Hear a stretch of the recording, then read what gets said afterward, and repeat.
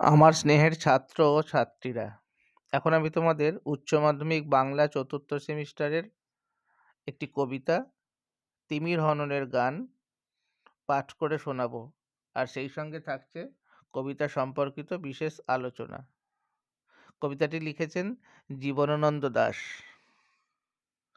তোমাদের বলে রাখি, চ্যানেলে নতুন হয়ে থাকলে অবশ্যই তোমরা চ্যানেলটিকে সাবস্ক্রাইব করে নিও। কোনো হ্রদে, কোথাও নদীর ঢেউয়ে, কোনো এক সমুদ্রের জলে পরস্পরের সাথে দুদণ্ড জলের মতো মিশে সেই এক ভোরবেলা শতাব্দীর সূর্যের নিকটে আমাদের জীবনের আলোড়ন। হয়তোবা জীবনকে শিখে নিতে চেয়েছিল। অন্য এক আকাশের মতো চোখ নিয়ে আমরা হেসেছি, আমরা খেলেছি, স্মরণীয় উত্তরাধিকারে কোনো গ্লানি নেই ভেবে একদিন ভালোবেসে গেছি। সেই সব রীতি আজ মৃতের চোখের মতো, তবু তারার আলোর দিকে চেয়ে নিরালোক। হেমন্তের প্রান্তরের তারার আলোক, সেই জের টেনে আজও খেলি। সূর্যালোক নেই, তবু সূর্যালোক মনোরম হলে মনে হলে হাসি। শতই বিমর্ষ হয়ে ভদ্র সাধারণ চেয়ে দেখে, তবু সেই বিষাদের চেয়ে আরও বেশি কালো কালো ছায়া। লঙ্গরখানার অন্ন খেয়ে মধ্যবিত্ত মানুষের বেদনার নিরাশার হিসেব ডিঙিয়ে নর্দমার থেকে শূন্য ওভারব্রিজে উঠে নর্দমায় নেমে ফুটপাত থেকে দূর নিরুত্তর ফুটপাতে গিয়ে নক্ষত্রের জ্যোৎস্নায় ঘুমাতে বা মরে যাতে জানে। এরা সব এই পথে, ওরা সব ওই পথে, তবু মধ্যবিত্ত মোদির জগতে আমরা বেদনাহীন। অন্তহীন বেদনার পথে কিছু নেই, তবু এই জের টেনে খেলি। সূর্যালোক প্রজ্ঞাময় মনে হলে হাসি। জীবিত বা মৃত রমণীর মতো ভেবে অন্ধকারে মহানগরীর মৃগনাভি ভালোবাসি। তিমির হননে তবু অগ্রসর হয়ে আমরা কি তিমির বিলাসী?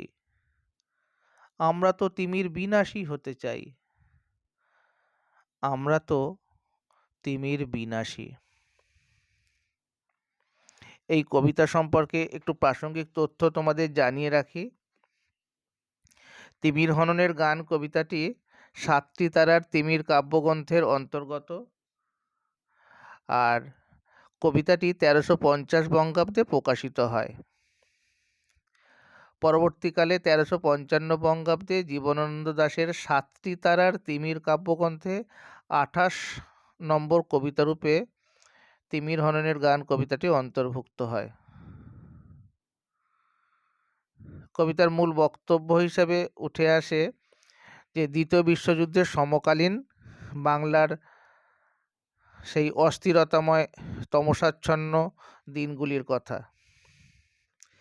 এই বিশ্বযুদ্ধের হাত ধরেই 1350 তথা 1943 খ্রিস্টাব্দে আমরা জানি যে বাংলার বুকে নেমে এসেছিল 50-এর মন্বন্তরের সেই যন্ত্রণাকাতর দিনগুলি।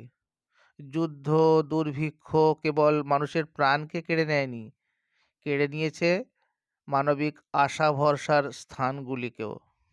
তাই সীমাহীন তামসিকতায় আক্রান্ত হয়েছিল বাংলার জনজীবন। এমনই পরিস্থিতিতে পত্রিকা নামক সাময়িক পত্রে 1350 বঙ্গাব্দে প্রকাশিত হয় জীবনানন্দ দাশের এই তিমির হননের গান কবিতাটি। তিমির শব্দের অর্থ আমরা জানি অন্ধকার, আর হনন শব্দের অর্থ হত্যা বা বধ। তাহলে তিমির হননের গান হলো আসলে অন্ধকারকে হত্যা করা, বা বলা যেতে পারে কাব্যের দৃষ্টিতে যার অর্থ দাঁড়ায় অন্ধকারের অবসান ঘটানো। আর এই অন্ধকার হলো সামাজিক, সাংস্কৃতিক, মানবিক মূল্যবোধের অবক্ষয়জনিত কারণে সভ্যতার বুকে নেমে আসা কালিমাময় দিন।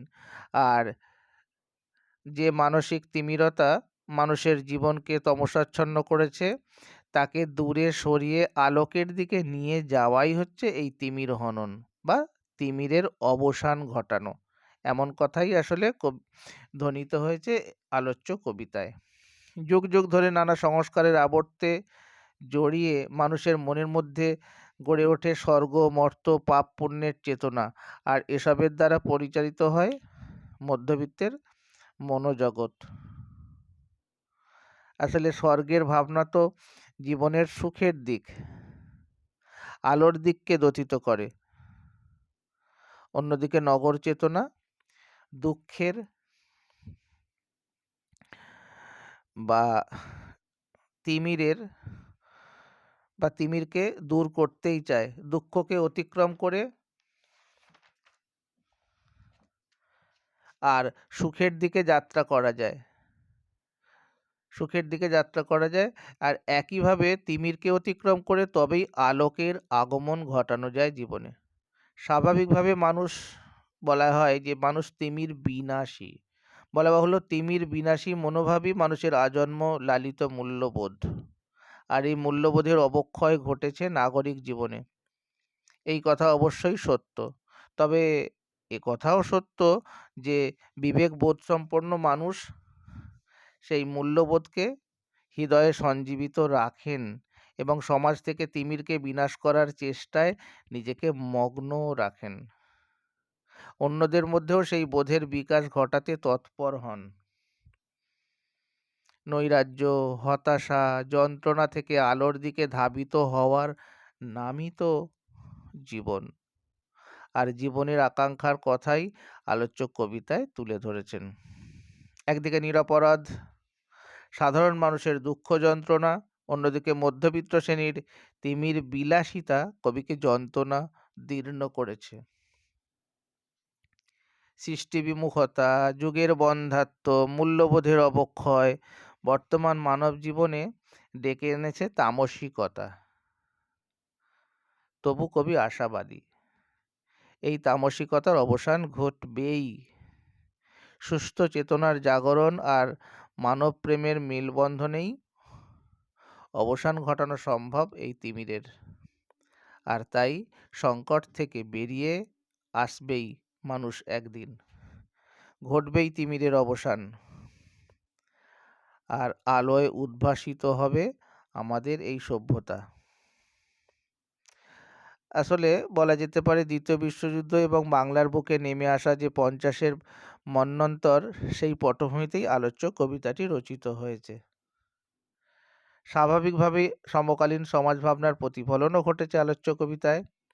কেননা বাংলায় তখন ভয়ানক দুর্দিন, যুদ্ধ, দুর্ভিক্ষ মানুষের প্রাণকেই শুধু কেড়ে নেয়নি, মানুষের আশা আকাঙ্ক্ষা বা ভরসার স্থানগুলোকেও কেড়ে নিয়েছে। কোথাও কোনো শান্তি বজায় ছিল না। সীমাহীন এক আঁধার নেমে এসেছিল বাঙালিদের জীবনযাত্রায়। আর সেই অন্ধকারের কৃষ্ণ গহ্বর থেকে আলোর আহ্বান জানানোই তো কবি সাহিত্যিকদের উদ্দেশ্য। আর সেই জন্যই এই মর্ম সত্যটাই কবি জীবনানন্দ দাশ তুলে ধরেছেন আলোচ্য কবিতায়। ভিডিওটা শেষ পর্যন্ত দেখার জন্য তোমাদের অবশ্যই ধন্যবাদ। ভালো লাগলে অবশ্যই বন্ধুদের মাঝে শেয়ার করে দিও। আজ এই পর্যন্তই।